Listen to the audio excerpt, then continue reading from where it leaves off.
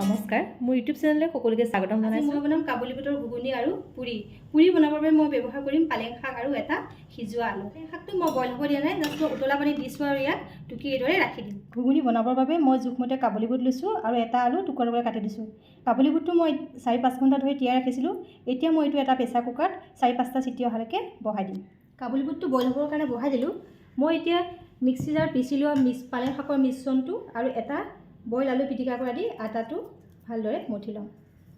মই আটাটো মঠিবৰ বাবে ইয়াত সামান্য পৰিমাণৰ ৰিফাইন তেল আৰু আন্দাজমতে নিমখ দিছোঁ। মোৰ আটাটো সনা হৈয়ে গৈছে। এতিয়া মই 10-15 মিনিটৰ বাবে এইদৰে ঢাকি ৰাখি দিম। মই কাবুলী বুটৰ গ্ৰেভি বনাবৰ বাবে ব্যৱহাৰ কৰিম 2টা সৰু পিঁয়াজ, এটা বিলাহী, এটা পকা জলকীয়া আৰু কেইফুটামান আদা নহৰু। এই সকলোখিনি এটা মই মিক্সি জাৰত দি এটা কাবুলী বুটটো বইল হৈ গ'ল। এতিয়া মই এখন কেৰাহী পাতি দিছোঁ। কেৰাহী তেল গৰম হোৱাত মই তাতে পাঁচফোৰণ দিছোঁ। পাঁচফোৰণটো ফুটি উঠাত মই ইয়াতে বিলাহী, পিঁয়াজ, আদা নহৰু পেষ্টটো দি দিওঁ। আদা নহৰু আৰু বিলাহী পেষ্টটো প্ৰায় ভজা হৈ গৈছে। মই ইয়াতে জোখমতে হালধি দিম, আধা চামুচ ধনিয়া পাউডাৰ, আধা চামুচ জিৰা পাউডাৰ দিম।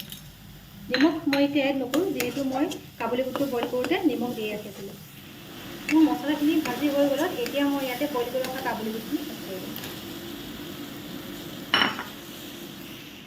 মই মছলাৰ পেষ্টটোৰ লগত আগতে কাবুলী বুটখিনি ভাজি লৈছোঁ। পানীটো মই প্ৰথমতে দি দিয়া নাই। এইদৰে ভাজি ল'লে কাবুলী বুটৰ মাজলৈ সকলো মছলাৰ সোৱাদটো সোমাই যায় আৰু খাবলৈ বেছি সোৱাদ লাগে। মোৰ কাবুলী বুটটো ভালদৰে ভজা হৈয়ে গৈছে।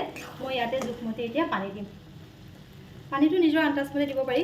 যিমানটো জোল লাগে সিমান পৰিমাণৰ পানীটো দিলেই হ'ল। মই ইয়াতে বেছি পৰিমাণৰ পানী এড নকৰোঁ, যিহেতু মই আজি গ্ৰেভি বনাম। মোৰ কাবুলী বুটৰ গ্ৰেভি প্ৰায় ৰেডি হৈ গৈছে। মই এইদৰে চাম এটা বুট, মোৰ বুটটো কি ধৰণে গলি গৈছে। গতিকে মোৰ ঘুগুনি ভাজি হৈ গৈছে। এতিয়া ইয়াতে মই কাটি ৰখা ধনিয়া পাত দি দিম।